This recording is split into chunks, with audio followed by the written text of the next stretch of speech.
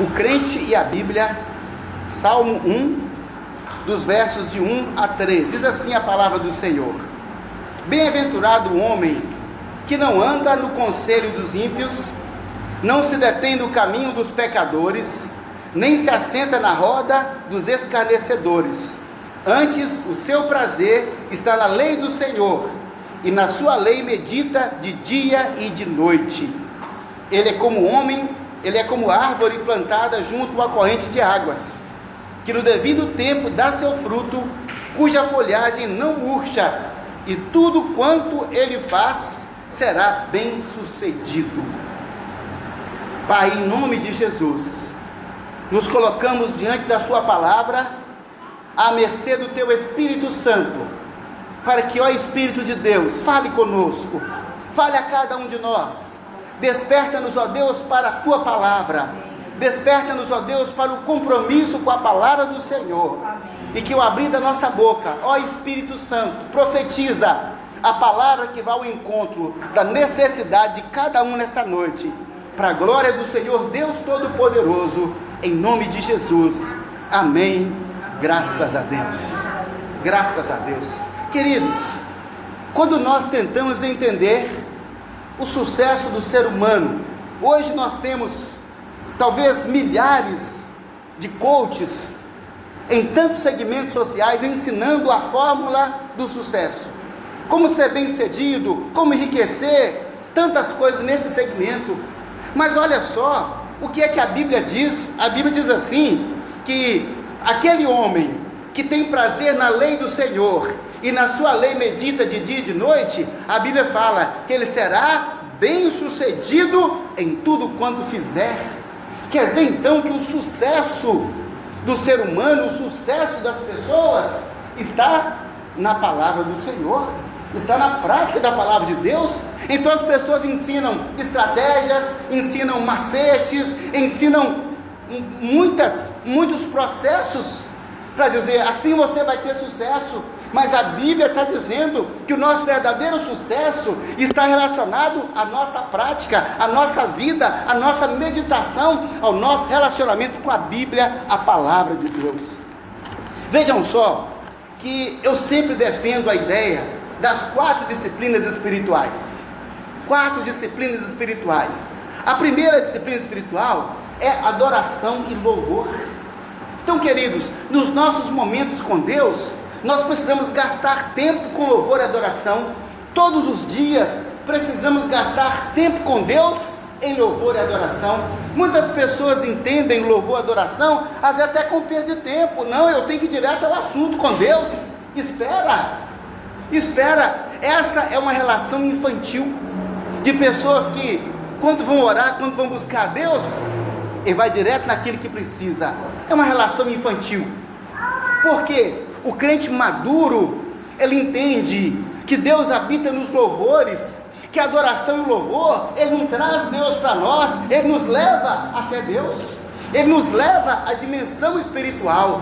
Então, normalmente nos meus períodos de oração, eu vou gastar, em uma hora de oração, eu gasto 20 minutos, 20 minutos em louvor e adoração, exaltando a majestade, a grandeza, o poder de Deus, exaltando Jesus Cristo, o Espírito Santo. Eu gasto esse tempo, porque essa é a primeira disciplina espiritual. A segunda disciplina espiritual é propriamente a oração, mas é a oração sistemática, é a oração como prática diária. Então nós precisamos ter, quer dizer que um crente que adora a Deus, um crente que tem oração sistemática, persistente, todos os dias, que não deixa isso para o final do dia, mas sempre coloca como prioridade. Ou seja, eu vou começar o dia como, buscando ao Senhor, adorando a Deus, louvando ao Senhor e orando. Ou seja, se coloca diante de Deus em oração e faz isso de forma sistemática. E a Bíblia fala, não tenha pressa de sair da presença do Senhor. Se planeja, se organiza para que a nossa vida cristã seja bem sucedida. Ela tem que ser disciplinada. Então nós adoramos a Deus, nós oramos sistematicamente, colocando todas as coisas que temos necessidades, inclusive o reino de Deus, diante dele em oração. A terceira disciplina disciplina espiritual é a leitura bíblica sistemática. Então veja bem, que o assunto de hoje é a terceira disciplina, que é a leitura bíblica sistemática, exatamente o assunto que nós vamos falar aqui agora. E a quarta disciplina é o jejum, porque o jejum é uma forma de as pessoas se humilharem. A Bíblia fala, aquele que se humilha será exaltado. Veja bem que não é do feitio de Deus ele nos humilhar, mas quem exalta é Deus. E quem Deus exalta? Deus exalta aquele que se humilha, e o jejum é uma forma de nós nos humilharmos. Então, se nós entendermos as quatro disciplinas espirituais, nós seremos cristãos saudáveis, teremos uma vida cristã normal, uma vida cristã saudável, uma vida cristã cheia do Espírito de Deus. Então, para falar sobre a palavra de Deus, para falar sobre a leitura da Bíblia, eu desenvolvi o que eu chamei de pirâmide. É uma pirâmide da palavra de Deus. Essa pirâmide, ela tem 8 níveis, e cada nível desse se refere a um tipo de relacionamento do cristão com a palavra de Deus. Então, no primeiro nível está ouvir a palavra de Deus. Vejam bem que quando nós falamos em ouvir a palavra de Deus, nós vamos entender, pessoal, que nesse processo, ouvir é a parte mais simples, embora haja de nossa parte alguma movimentação. Todos que estão hoje aqui, ouvindo a palavra de Deus, tiveram que sair de casa, tiveram que se mover. Hoje, com o advento aí, da internet, as pessoas até mesmo conseguem fazer isso com mais facilidade, ali no YouTube, mas é preciso que haja alguma disposição para ouvir a palavra de Deus. Então, como a pirâmide, ela tem a sua base mais larga, quer dizer então que a maioria das pessoas, muitas pessoas estão na base da pirâmide, porque vamos dizer que a maioria dos cristãos ouvem a palavra de Deus. A maioria dos cristãos ouvem. Então, veja só que é preciso dar de fato ouvidos. E olha só que ouvir a palavra de Deus é o princípio deflagrador da relação do homem com Deus. Como é que nós cremos? Porque alguém ensinou. Como é que nós cremos? Porque um dia alguém pregou. Porque um dia nós ouvimos alguém falar para nós do Evangelho, nós ouvimos alguém anunciar a palavra de salvação, ouvimos alguém dizer que nós somos pecadores e que o salário do pecado é a morte, mas Jesus Cristo nos amou e se entregou por nós para que a nossa vida pudesse ser mudada.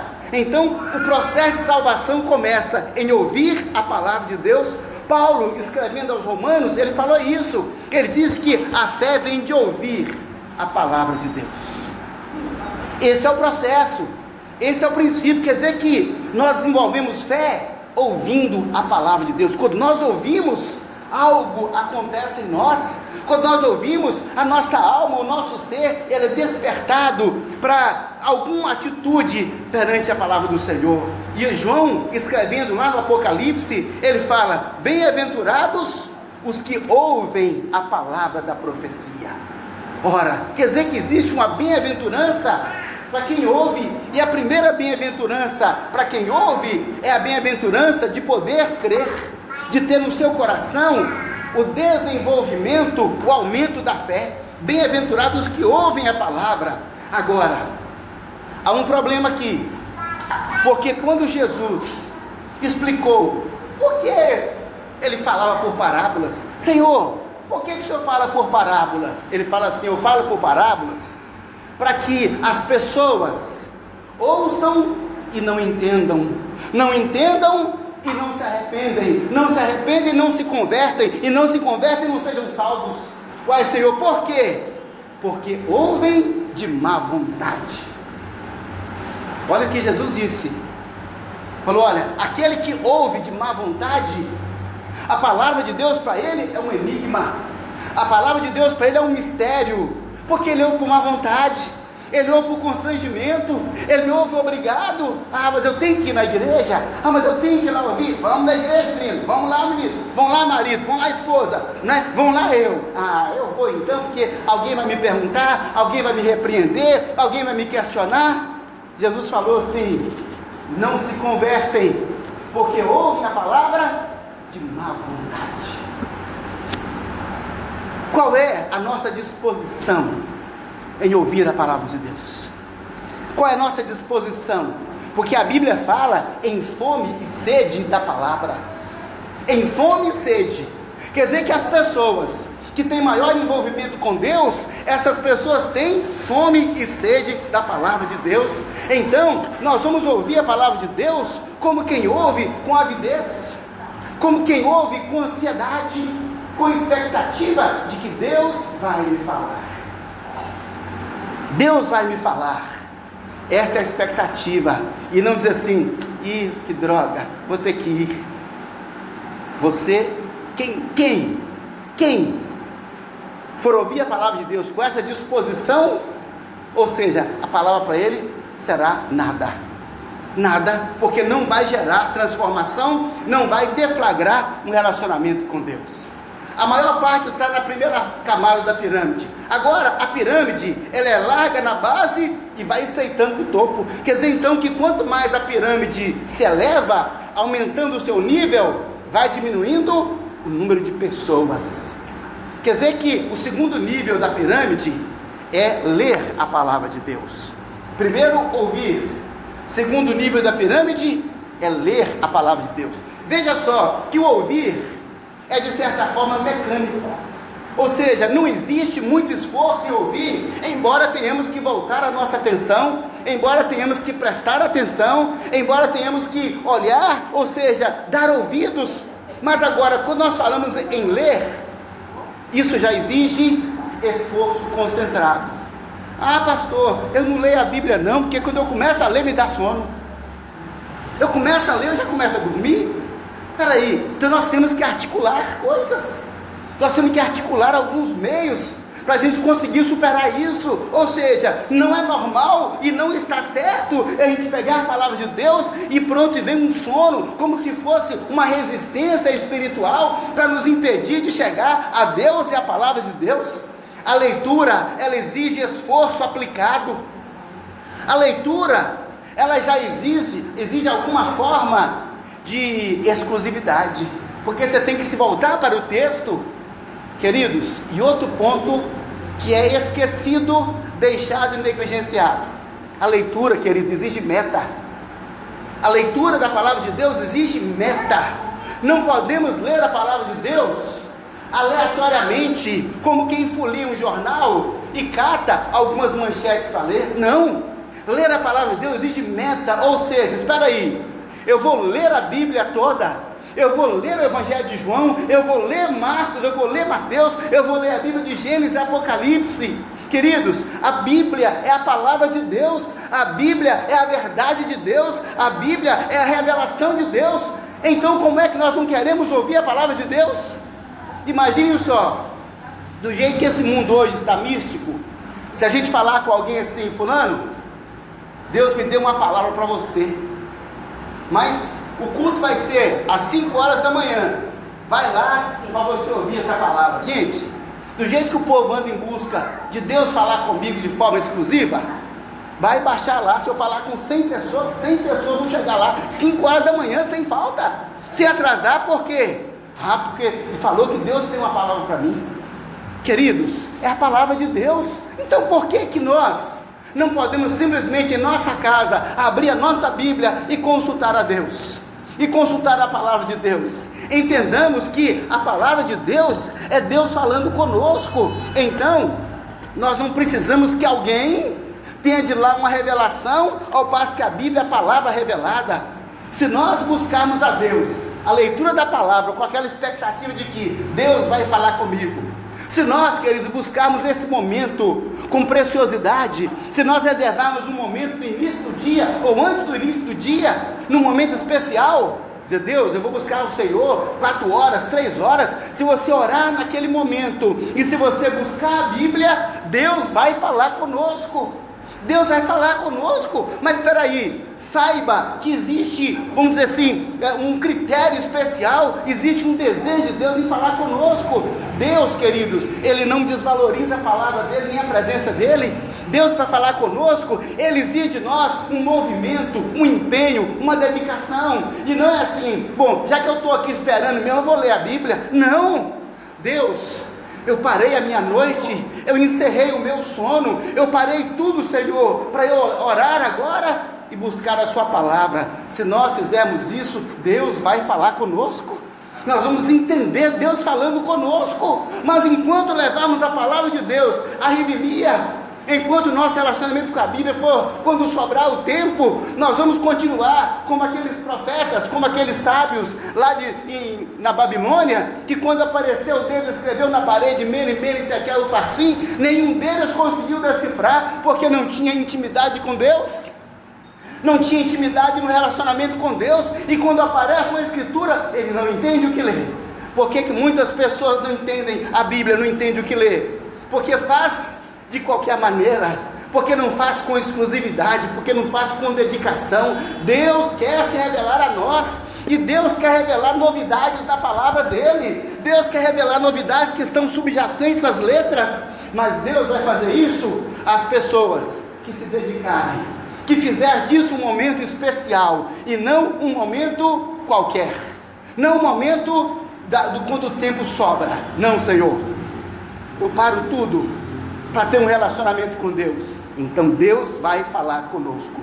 O Dr. Phil foi um pastor americano que fez uma pesquisa em milhares de igrejas, querendo saber qual a relação dos crentes com a Bíblia, e ao final da pesquisa dele, que durou alguns anos, os resultados numéricos a que ele chegou foi que das pessoas que congregam, que frequentam uma igreja, apenas 17% leem a Bíblia todos os dias. Apenas 17% leem a Bíblia com aquela dedicação sistemática. E aí, queridos, nós entendemos então o porquê do fracasso da cristandade. Entendemos por que os shows que existem em nome de Deus, entendemos por que as pessoas são levadas pelo vento de doutrina, entendemos por que tantas mentiras vêm e assumem forma de verdade. Por que, meu Deus? Porque aqueles que são crentes, que estão querendo levar a palavra a sério, apenas 17%, quer dizer que 83% dos crentes não têm o hábito de ler a Bíblia todos os dias. Isso explica então o nosso fracasso como cristãos, muitas vezes como igreja fraca, igreja instável, igreja em que as pessoas são mais consumistas de programas do que de relacionamentos com Deus. Está explicado, está na palavra, está aqui, na origem. Então, queridos, para que nós sejamos pessoas que vão revolucionar o mundo, nós temos que ter um relacionamento revolucionário com a Bíblia. Se nós não tivermos um relacionamento revolucionário com a Bíblia, com a palavra de Deus, que é o próprio Verbo encarnado, que é o próprio Jesus Cristo, se não tomarmos essa postura, queridos, vamos ser cristãos fracassados, vida sem poder, vida sem autoridade, sem influência, pessoas que não fazem diferença no lugar onde estão. Não, nós temos que fazer diferença porque nós somos a luz faz diferença, temos que fazer diferença porque somos o sal. Se colocar muito sal faz diferença, se tirar o sal faz diferença, ou seja, somos aqueles que têm que fazer diferença na sociedade. Se colocar muita luz, dá diferença, se nós tirarmos toda a luz, vai fazer falta. E Jesus disse, olha, nós somos luz e nós somos sal. Então, queridos, precisamos ler a palavra de Deus, e ler com meta.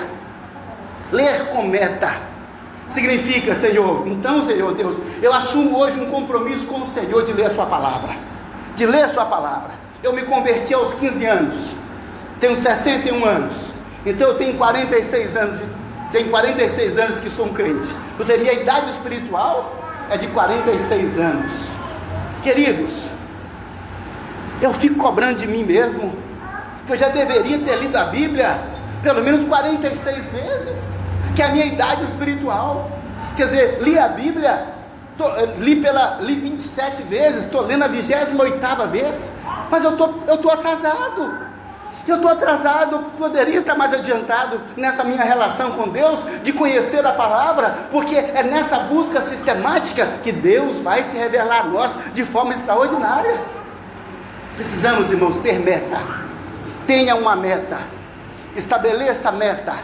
Eu vou ler a Bíblia, porque muitos cristãos, se nós chegarmos aí, meus irmãos, numa população cristã, não é, de 10 mil, 20 mil, 30 mil pessoas, meus irmãos, sem medo de errar, 70% não leram a Bíblia toda, 70% não leram a Bíblia toda. Ah, meu Deus! E quanto mais então ter lido uma vez, duas vezes. Não, pastor, mas eu leio todo dia. Ler como alguém folheia um jornal e sai catando manchete. Isso não é leitura. Não, meus irmãos, Deus quer falar conosco de forma sistemática, porque Deus é sistemático. Quando Ele elaborou a Bíblia, gente, quando Deus começou lá, o relato de Gênesis foi até Apocalipse, Deus tinha um propósito nisso. Se Ele tinha um propósito, é para que nós o conheçamos, é para que nós possamos trazer isso para a nossa vida e fazer uma diferença. Deus associa a leitura dedicada à Bíblia com o sucesso. Deus associa. Veja só que Deus falou com Josué: Josué, medita nesse livro de dia e de noite, e tenha cuidado de fazer tudo quanto nele está escrito, então serás bem sucedido e prosperarás no que fizer. Opa, quer dizer então que a prosperidade e o sucesso de Josué estão associados com o quê? Medita na palavra dia e noite, tendo cuidado de fazer tudo quanto nela está escrito. Então a Bíblia, ela associa o sucesso à vida, à prática da palavra de Deus. Mas muitas pessoas preferem dar prioridade total do seu tempo a muitas atividades. Se eu trabalhar muito, eu vou ser bem sucedido. Trabalhe muito e dedique-se muito à palavra de Deus. Sim, teremos sucesso. Muitas vezes, querido, gastamos tempo, meu Deus, com brincadeiras, com inutilidades, com coisas fúteis, às vezes até com coisa séria, que é com trabalho. Mas se eu gasto mais tempo com o meu trabalho, de tal maneira que eu não consiga reservar um tempo para eu ler a Bíblia de maneira sistemática e metódica, temos um problema na nossa vida, tem um desvio de conduta espiritual em nossa própria vida. Não estamos buscando o reino de Deus conforme a Bíblia diz que deveríamos. Precisamos então estabelecer meta. Espera aí, nesse ano então, faça organizadamente. Então eu vou ler a Bíblia, vou começar em João. A gente começa a ler a Bíblia pelo Evangelho de João. Comece a ler João. Terminou João, depois você volta Mateus, Marcos, Lucas, você vai até Apocalipse, depois vai voltar em Gênesis e ler até Malaquias. É a leitura da Bíblia. Terminou uma. Se lermos 3,5 capítulos por dia, quer dizer que leremos a Bíblia em um ano. 3,5 capítulos por dia. Se ler um capítulo por dia, em 3,5 anos, lê a Bíblia toda. Para ler 3,5 capítulos, a gente não gasta meia hora, queridos. Não gastamos meia hora. Então, é preciso que nós tenhamos meta. Deus, eu vou separar tal tempo e a hora da minha leitura.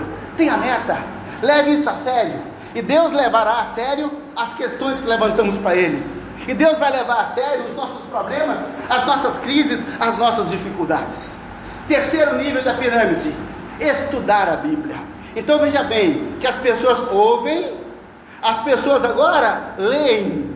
Então a pirâmide, ela está estreitando. Quer dizer que o número de pessoas dos que ouviam para os que leem foi reduzido. Agora vamos chegar naqueles que estudam. Queridos, quando nós falamos em estudar a Bíblia conta a história dos crentes de Bereia. A Bíblia fala assim, que eles examinavam as Escrituras todos os dias. Olha o que a Bíblia fala em Atos dos Apóstolos. Examinavam as Escrituras todos os dias para confirmar o que era dito pelos outros. E a Bíblia fala assim: com isso muitos creram. Então espera aí, como é que nós cremos? Como é que nós podemos de fato aprofundar na palavra de Deus? Diz a Bíblia: estudando, conferindo. Estudar não é agora apenas a leitura. Estudar é saber qual o significado dessa palavra, qual o sentido dessa palavra, o que isso quer dizer. Encontrei uma palavra aqui que eu não sei o que significa, concupiscência, não sei o que é isso, e eu vou passar minha leitura. Então o estudo significa, espera aí, concupiscência, cobiça, vontade desordenada da carne, vontade egoística. Você então precisa estudar a Bíblia. E eu sempre falo que eu glorifico a Deus pelo fato de ser professor de português. Querido, me favorece tanto que quando eu vou estudar o texto bíblico, eu faço análise morfológica. Isso é um substantivo, é um adjetivo, é um pronome, é um advérbio. Ou seja, isso me ajuda a entender. Eu faço análise sintática. Quem é o sujeito? Quem é o objeto? Que tipo de verbo é esse? Eu faço análise semântica. Qual é o sentido desse texto? O que isso significa? Pode significar isso, aquilo, aquilo outro. E eu faço análise ideológica. Espera aí. Esse entendimento é coerente com a ética, com a moral bíblica? Então, queridos, isso nos favorece estudar a Bíblia, mas não precisamos de ter todas as ferramentas. Basta que nós tenhamos um bom dicionário, ou que tenhamos vontade de entender um pouco mais da Bíblia. E a Bíblia diz que os crentes de Bereia faziam isso todos os dias. Analisar o texto, o sentido das palavras, o contexto, o lugar, o tempo quando isso aconteceu. Então, quando nós estudamos a Bíblia, nós entramos para dentro do texto. É uma entrada histórica. E Deus começa a perceber que nós estamos interessados na palavra dele. Embora Deus ame a todas as pessoas, nós vamos dizer o seguinte: que Deus vai amar mais aquela pessoa que busca mais a sua palavra. Não é isso que ele disse no perdão? A quem mais amou, ou seja, quem mais se perdoou, mais amou. Ou seja, existe então uma relação de mais amor. Ele ama a todos, mas há aqueles que quando se entregam a Deus, Deus disse: olha, por causa daquela pessoa ali, valeu a pena Jesus ter morrido, porque muitos desprezam essa verdade, mas há pessoas que vão fazer uma diferença na estrutura divina, porque eles estudam a palavra de Deus. Daí nós temos que trazer de volta a escola bíblica, em que as pessoas não apenas se assentam para ouvir, mas elas vão pegar o texto, analisar o texto, pesquisar o texto, responder perguntas. É preciso que haja uma interação com a palavra de Deus, e a escola bíblica, ela favorece esse processo. O quarto nível da pirâmide agora é memorizar. Quer dizer que a gente ouve, depois nós lemos, depois nós estudamos. Quando nós estudamos, nós entendemos então quais textos são mais importantes para os momentos críticos da vida. Entendemos? Queridos, nós precisamos então de memorizar, porque a Bíblia fala assim, que o Espírito Santo nos fará lembrar todas as coisas, mas para nós lembrarmos, tem que estar na nossa mente, tem que ser trazida. Às vezes você está num momento de dificuldade, e o Espírito Santo traz aquela palavra que já foi estudada. O Salmo 119, ele fala assim: guardo a tua palavra no meu coração, para não pecar contra ti. Guardo no coração, isso é memorização. Isso é ter consigo a palavra. E veja só que esse processo, ele não apenas nos livra do pecado, mas o Espírito Santo traz essa palavra à nossa mente, e nós podemos pensar nela em qualquer lugar que nós estivermos. Você está na rua, você está andando aqui, você está andando acolá, a palavra está memorizada? Tá. Então nós podemos pensar e estudar essa palavra. Vejam só que o cérebro humano, gente, ele guarda, ele aprende, ele memoriza pelo processo de repetição. O cérebro aprende por redundância. Eu sou psicopedagogo, trabalho com processo de aprendizagem. Eu sempre falo para os alunos: o cérebro aprende por redundância, ou seja, repetição. E tem mais um processo, sistema de retenção ativo. Aquilo que nós não usamos, o cérebro joga para o canto. Eu esqueci tais versículos da Bíblia. Porque não usou? Porque não falou dele? Porque não anunciou? Porque a sua mente não reviu aqueles princípios? Então, o cérebro aprende por redundância, por repetição. Temos que ter em nossa mente textos que falam sobre o amor de Deus. Precisamos ter textos que falam sobre o perdão, que fala sobre uma saída para as pessoas em sofrimento, que fala sobre encorajamento, que fala sobre fé, que fala sobre cura para as doenças, que fala sobre a bondade de Deus, que fala sobre paciência. Nós precisamos ter na nossa mente versos, para que uma pessoa, na hora do desespero, nós tenhamos uma palavra para dizer a essas pessoas. Nós temos algo para dizer. Deixa eu ver aqui, onde é mesmo na Bíblia que fala? Não, você já estudou, já selecionou, e agora memorizou os textos. Às vezes você não sabe a referência, mas você pelo menos sabe que a Bíblia disse isso em tal lugar. Janete conheceu o irmão Davi. O irmão Davi era um senhor bem velhinho, analfabeto, e que sabia, meus irmãos, muitos versos da Bíblia, muitos. Ele falava com a gente assim, porque está escrito em João capítulo 15, verso 5, eu sou a videira, confere aí, abre aí em João 15, 5. Ele falava assim, abre aí em João 15, 5. E a gente abria e ele falava o versículo. Não é assim que está escrito aí? Pois é, e ele era analfabeto. Eu fico pensando, meu Deus, um homem analfabeto que dava show de Bíblia. Por quê? Porque embora sendo limitado no seu processo cognitivo, não teve a leitura, mas ele sabia o quanto a palavra era importante para ele. E esse homem se tornou exemplo e testemunho para muita gente que diz, eu sei ler, tenho uma boa leitura, mas eu não aprendo as coisas. Como não aprende? Aprendemos aquilo que nós queremos, aquilo que nós precisamos. O quinto nível da pirâmide é meditar. Então quer dizer que nós ouvimos, depois lemos, depois estudamos, depois memorizamos e agora nós meditamos na palavra. Queridos, o que é o meditar? O meditar, eu gosto de comparar o meditar com os ruminantes. Os ruminantes, vou pegar um boi, por exemplo, o pessoal fala que o boi tem 4 estômagos, come capim o dia inteiro, e depois quando ele para lá no cantinho, aquele capim volta à boca dele, ele mastiga, ele extrai dele todo o sumo, tudo que tem no capim, todas as proteínas, e volta para o estômago, depois vem na boca de novo, fica indo e vindo, na boca do estômago, até ele extrair todas as proteínas que tem naquele capim que ele comeu. Sabe, queridos, eu associo a isso a ideia de meditar. Nós temos a palavra guardada no coração, que é uma forma simbólica da mente.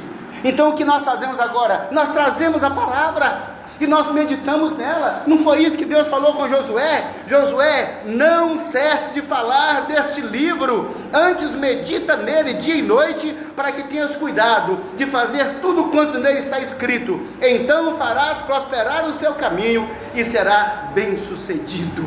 Oh meu Deus, quer dizer que a meditação é uma exploração mental, é uma análise, é uma reflexão, é o ruminar dos animais. Esse é o meio por meio do qual Deus nos fala. Meditar na palavra é o meio pelo qual Deus nos fala. Medita na palavra.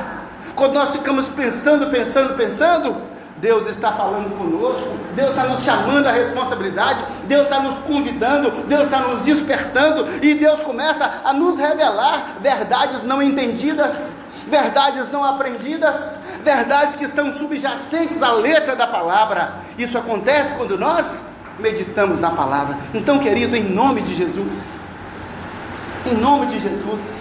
a Bíblia fala que a mente vazia é oficina do diabo. Agora, uma mente que medita na palavra de Deus é oficina do Espírito Santo.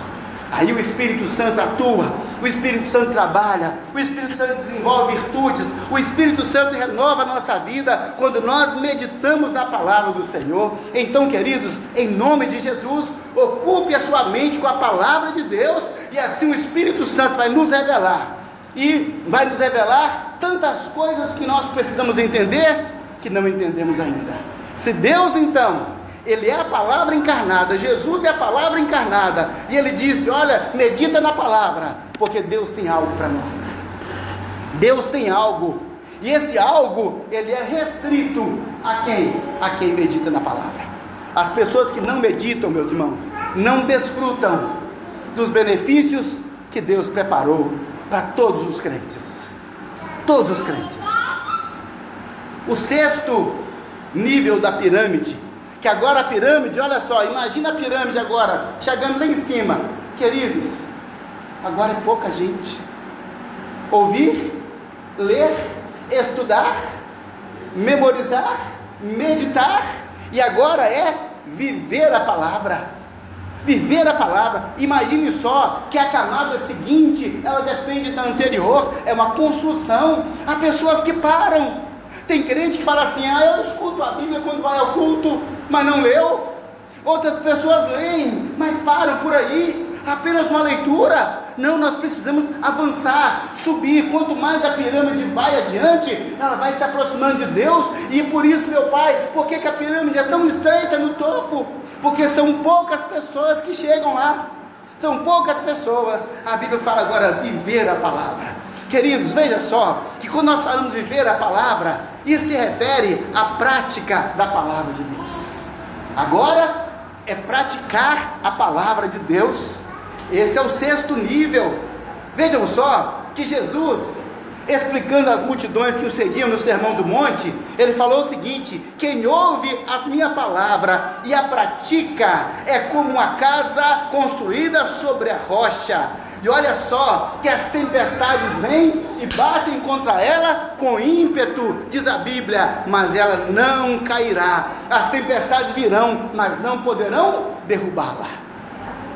É verdade que quem pratica a palavra é como uma casa construída na rocha. É verdade que quem não pratica a palavra de Deus, essa pessoa é como uma casa construída na areia. A Bíblia diz então que sobre ambas virão tempestades. Não está dizendo que não virão tempestades. Ela está dizendo, olha, você é um crente que está vivendo a palavra de Deus, saiba então que virão tempestades sobre a sua vida. Porque tempestades virão sobre todos nós. Mas ele está dizendo, mas a diferença é que aquela pessoa que pratica a palavra, ele vai enfrentar a tempestade, mas ele não vai cair, mas ele não vai desistir, ele não vai arredar a pé, ele não vai deixar de servir a Deus, ele não vai abandonar a esposa, ele não vai abandonar o marido, ele não vai apelar para o divórcio, ele não vai se entregar na sua fé, trocando pelo pecado, pela iniquidade, ele não vai, e vai sofrer tempestades. E muitas pessoas vão dizer, desiste da sua fé como Jó, amaldiçoa seu Deus e morre, larga dessa vida, olha a tempestade que você está vivendo. Ele vai dizer, mas a minha casa está na rocha, porque eu creio no meu Deus, porque eu pratico a palavra do Senhor, e meu Deus aqui me sustenta. Querido, a prática da palavra de Deus é uma sustentação, é um amparo para a sua vida, é um amparo para a minha vida, é ela, na prática, que nos sustenta contra as tempestades. E as tempestades virão de diversas formas, virão em diversos segmentos, as tempestades virão, mas aquele que pratica a palavra do Senhor, que vive essa palavra, ele não será derrubado para a glória do nome de Jesus. Ele não vai cair, ele não vai desistir. E vejam só, queridos, que isso é uma questão de coerência. Isso é uma questão de coerência, porque se a palavra de Deus diz algo, nós precisamos viver aquela palavra. É uma questão de coerência, então, é uma questão da identidade do crente. Vivemos por esse livro, vivemos por essa palavra, então, meu Deus, nós precisamos praticar essa palavra. É o livro da vida, é o nosso livro da vida. Precisamos praticar essa palavra. Se nós queremos sobreviver nessa selva de pedra, queremos sobreviver nessa batalha espiritual que está ao nosso redor. A Bíblia fala que os demônios estão ao redor bramando como leão, querendo destruir as nossas vidas, mas quem está sobre a rocha vai enfrentar ataques, mas ele não vai cair em nome de Jesus. Nós não vamos cair, queridos, em nome de Jesus.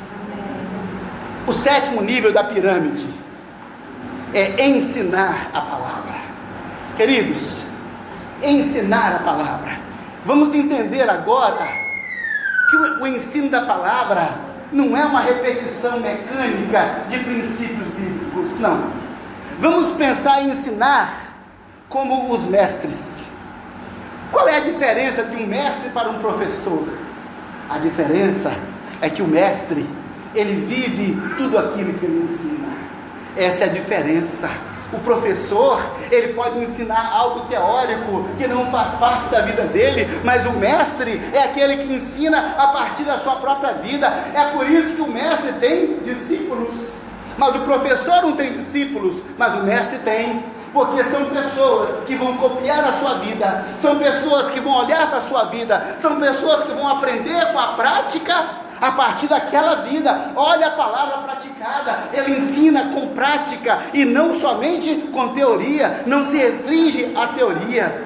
E olha só que a Bíblia fala assim: ensina o menino no caminho em que deve andar. A Bíblia manda ensinar, ensina o menino no caminho. Olha só, veja só que quando diz no caminho, está dizendo o modo como vai ensinar, que está relacionado à prática do dia a dia. E aí eu pergunto, como é que isso é feito? A própria Bíblia explica: ao levantar, ao deitar, andando pelo caminho, assentado em casa. Olha o que a Bíblia está dizendo. Quer dizer que o ensino da Bíblia faz parte da nossa vida, do nosso dia a dia, desde o momento em que nós levantamos, assentamos, andamos pelo caminho, deitamos. O ensino da Bíblia, ele vai fluir nas nossas vidas. Por quê, hein? Porque nós estamos, olha aqui, no 7º nível da pirâmide. Nós temos autoridade, nós temos a estrutura da palavra de Deus, na qual nós estamos enraizados. Agora a nossa vida é uma missão, a nossa vida é um ensino, a nossa vida é lição de vida, porque nos tornaremos mestres e vão poder olhar para nós, como Pedro e João falaram: olha para a minha vida, eu não tenho prata nem ouro, mas eu tenho Jesus Cristo de Nazaré, e isso eu te dou, e deu a cura. Ou seja, é o poder de Deus transformando vidas. Quer dizer que isso acontece em nosso dia a dia. Mas eu temo pelo ensino, porque a Bíblia diz assim: errais, não conhecendo as Escrituras e nem o poder de Deus. Jesus falou isso às pessoas, ele disse: olha, por que as pessoas erram? Porque eles não conhecem as Escrituras, eles não conhecem o poder de Deus. Aí volta agora em Paulo escrevendo aos Romanos: peraí, por que eles não sabem? Por que não ensinam? Porque ninguém ensinou.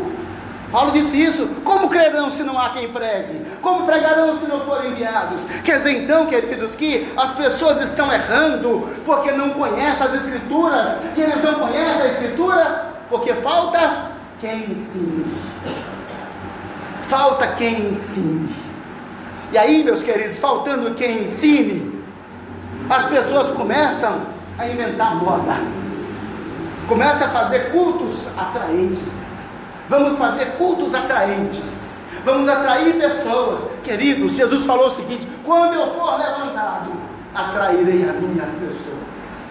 Quando eu for levantado, é a palavra levantada é que atrai as pessoas, é o evangelho vivido é que atrai as pessoas, e não simplesmente cultos atraentes em que tem-se muito mais entretenimento do que ensino da palavra de Deus, em que as pessoas são entretidas. E aí, querido, nós vamos pensar no altar. Nosso altar vai estar quase pronto. As pessoas chamam aquele lugar mais elevado onde se fica alguém, estão chamando agora de palco.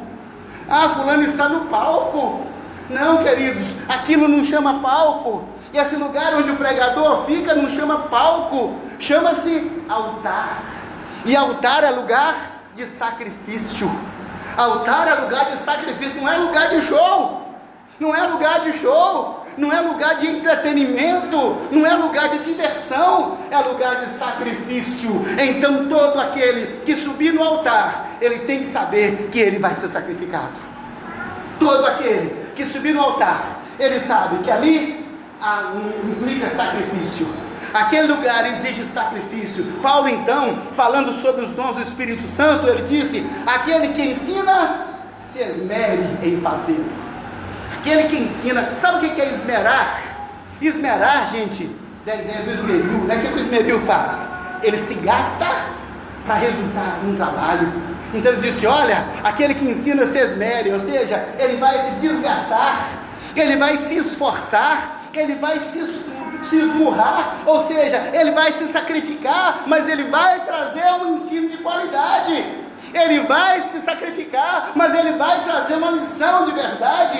Ele vai se sacrificar, mas ele vai libertar as pessoas das trevas, vai libertar as pessoas da ignorância, vai livrar as pessoas do erro, porque elas erram não conhecendo as Escrituras.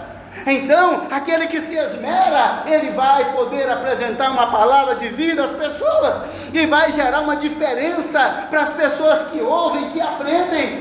Queridos, se nós chegamos na segunda-feira e aquilo que nós aprendemos na igreja domingo não tem utilidade prática, meu Deus, é ensino que não traz benefício. E a Bíblia fala o seguinte, lá em Oséias, que o meu povo está sendo destruído porque falta conhecimento.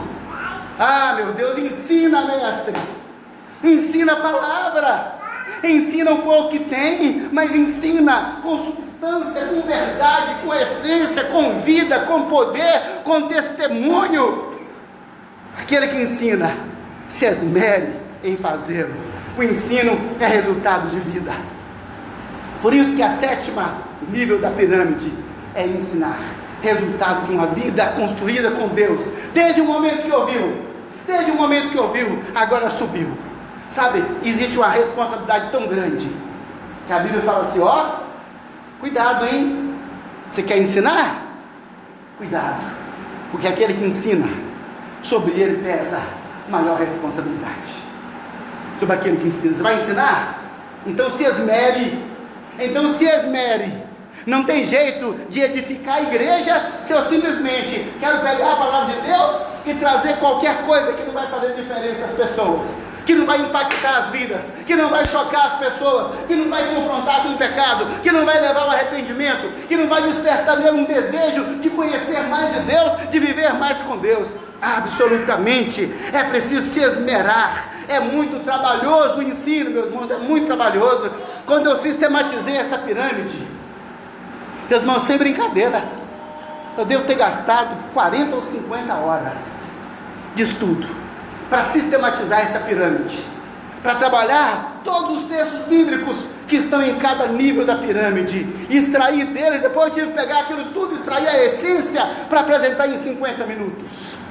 Tive que trabalhar muito, mas eu glorifico a Deus por isso, porque quanto mais eu me esmero em estudar, mais eu aprendo. E a gente fala que a metodologia mais eficaz de estudar é ensinar, porque nós aprendemos muito mais e nós retemos aquilo que nós estudamos. A Bíblia nos mostra, fala assim, Jesus pregou ensinando, Jesus pregava ensinando e Jesus ensinava pregando. Não tem trabalho de Jesus que não houvesse ensino. Queridos, é preciso ensinar, é preciso levar a palavra de Deus. É assim que ele vivia. Temos que descartar os animadores de auditório. Meu Deus, as pessoas querem animar o auditório, fazer festa, pular para cima, fazer barulho. Ensina a palavra, ensina, é o dever de cada um de nós. Culto atraente, culto moderno, é culto em que os crentes saem de lá sabendo a palavra de Deus, em que o pecador se arrepende, em que a vida dele é transformada. Simplesmente isso. Lembrando que é sacrifício, altar é lugar de se sacrificar. Temos que mudar. Mensagens de autoajuda, queridos, para um auditório consumista, atende muito bem ao padrão de hoje, em que o altar virou o palco. Mas se nós queremos voltar à origem, nós vamos entender que o nosso lugar é no altar, e altar é lugar de sacrifício. E vou dizer mais uma coisa, nenhum crente escapa do altar de sacrifício.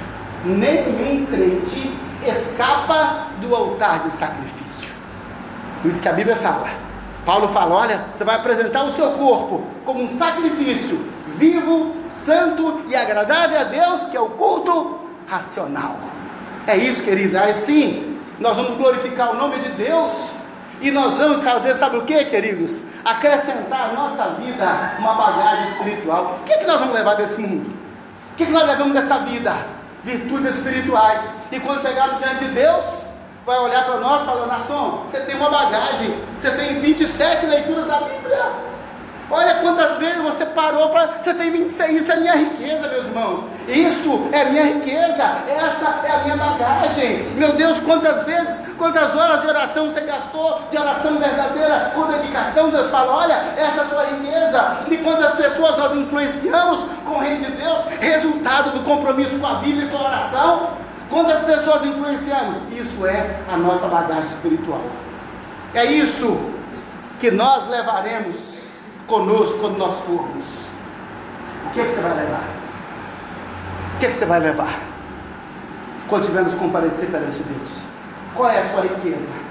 Qual é a sua bagagem? O que nós temos que ninguém pode nos tirar e que de fato faz diferença em nossas vidas? Por fim, último ponto da pirâmide é orar a palavra. orar a palavra. Então, ouvir, ler, estudar, memorizar, meditar, viver, ensinar. Agora, orar a palavra. Queridos, orar a palavra. Nós aprendemos com o salmista Davi a citar a palavra de Deus na oração. Olha como que Davi, queridos, adorava a Deus. Sabe como ele orava a Deus? Como? Citando a própria palavra de Deus. A própria palavra de Deus. Então, quando ele está ali com as ovelhas, ele fala: Senhor, o Senhor é o meu pastor. É o Senhor que me guia pela vereda da justiça. É o Senhor que ou seja, ele fala lá do próprio Deus. Ele cita o próprio Deus. Então a Bíblia fala de Jeová Tsidkenu. Ó Deus, a sua palavra diz que o Senhor é a própria justiça. Senhor Deus, faça justiça então a meu favor.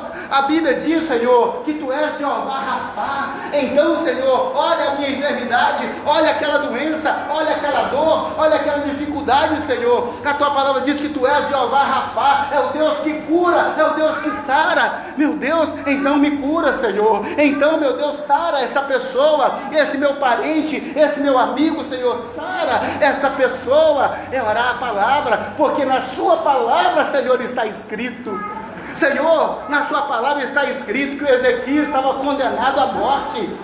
E o rei Ezequias já não tinha mais esperança, mas o Senhor mandou o profeta voltar e dizer: olha, você vai viver, Senhor, assim como o Senhor mudou a situação de morte do profeta, Senhor, muda a minha também, em nome de Jesus. Ah, querido, o rei Ezequias estava agora cercado pelo exército de Senaqueribe e falou: Senhor, tem compaixão de mim, eu não tenho como resistir ao inimigo. E Deus mandou um anjo, e aquele anjo derrotou o inimigo. Então, quando nós oramos a palavra, você diz: Senhor, o Senhor mandou um anjo para libertar Ezequias do inimigo. Senhor, envia um anjo, Senhor, envia um anjo da minha casa, Senhor, envia um anjo contra os meus perseguidores, Senhor, envia um anjo contra as pessoas que me injustiçam, Senhor, envia um anjo, meu Pai, como o Senhor mandou aquele anjo guerreiro para libertar o teu servo. Envia um anjo, Senhor, para me libertar em nome de Jesus. Olha só, é orando a palavra, é citando a palavra para Deus, essa citação da palavra, veja só, que nos dá autoridade e fundamento para orar, e ao mesmo tempo diz: está vendo, Senhor, o Senhor já fez, faça agora também por mim, Senhor, porque eu careço do Senhor, que tu és Jeová Jireh, o Deus provedor. O Senhor é o Deus que transforma a minha vida, que muda a circunstância a meu favor. Quando a palavra, queridos, está memorizada, ruminada, vivida, ensinada, apresentar a palavra de Deus na oração é um resultado simples e fácil, porque a Bíblia fala que a boca fala aquilo que está cheio do coração. Então, se o nosso coração está cheio da palavra de Deus, quando nós abrimos a nossa boca, não tem palavrão, não tem bobagem, não tem maldição, não tem reclamação, não tem murmuração, tem palavra de Deus. E essa palavra de Deus é que vai revolucionar a sua vida, a minha vida, a nossa vida, para a glória do Senhor nosso Deus Todo-Poderoso. Nós vamos orar. Convido cada um para fazer uma breve reflexão na sua mente sobre a sua relação com a Bíblia. Alguns momentos e em seguida eu vou orar por todos nós. Senhor nosso Deus, Deus de verdade, Deus de justiça, Deus de bondade, de glória, majestade e poder. Senhor, a tua palavra é a verdade, a tua palavra é viva e eficaz, Senhor. E pedimos, ó Deus, que em nome de Jesus, essa palavra que é o próprio Jesus Cristo, ó Deus amado, se enraiza em nossa vida de forma tão profunda, Senhor. De forma tão profunda, Pai, que cada um de nós, que hoje ouvimos a palavra do Senhor, que hoje ouvimos, ó Deus, o confronto com a verdade bíblica, ó Deus, em nome de Jesus, que esse dia da Bíblia, Pai, marque completamente o nosso ser, a nossa maneira de viver, a nossa maneira, Pai, de nos relacionar com a palavra do Senhor, e ajuda-nos, ó Deus, a vivê-la para a glória do Teu nome. Ó Deus amado, olha para cada um de nós, Pai. Olha para cada um de nós, Pai bendito. Senhor, temos necessidades espirituais, Senhor, de perdão, Senhor, de salvação, ó Deus, de arrependimento, meu Pai, de vida eterna, Senhor, de reconciliação, Pai, em nome de Jesus. Supra em nós, ó Deus, essa necessidade espiritual, Pai, nos dando perdão, a salvação, a vida abundante na Tua presença. Senhor, temos necessidades emocionais, ó Deus, queremos banir da nossa vida, Senhor Deus, a tristeza, Pai, a infelicidade, Senhor, a frustração, Senhor, a decepção, ó Pai, a angústia, Senhor Deus, ó Pai querido, há pessoas que nós conhecemos, Senhor, pessoas com quem convivemos, ó Deus, que estão assim, Pai, angustiados em dificuldade, Senhor. Por isso, em nome de Jesus, usa-nos, ó Deus, como instrumentos, Pai, de fazer banir da vida deles, ó Deus, todo o sofrimento emocional, Pai, e dar a eles a vida abundante, a alegria que é fruto do Espírito Santo do Senhor, meu Pai. Senhor Deus, supra também toda a necessidade física que nós temos, Pai, de cura, Senhor Deus, ó Pai, de saúde para o nosso corpo, para as pessoas a quem amamos, para as pessoas com quem convivemos, Pai. Ó Deus, em nome de Jesus, Senhor Jesus, a Tua palavra diz, meu Deus, que o Senhor levou sobre si as nossas dores e por Suas pisaduras nós fomos sarados. Senhor Deus, consolide a cura, Pai, consolide a libertação da enfermidade, Senhor, consolide, ó Deus, a libertação, Pai, da cura, Pai, da dor que vem aflige a nossa alma, em nome de Jesus, Senhor. Ó Deus bendito, supra as nossas necessidades materiais, de emprego, Pai, de trabalho, Senhor, de provisão, Senhor, de salário, ó Deus amado, para que cada um de nós viva com dignidade, ó Deus, e haja mantimento na casa do Senhor, para que assim, Pai, possamos honrar, glorificar, nos alegrar na Sua presença e testemunhar que o nosso sucesso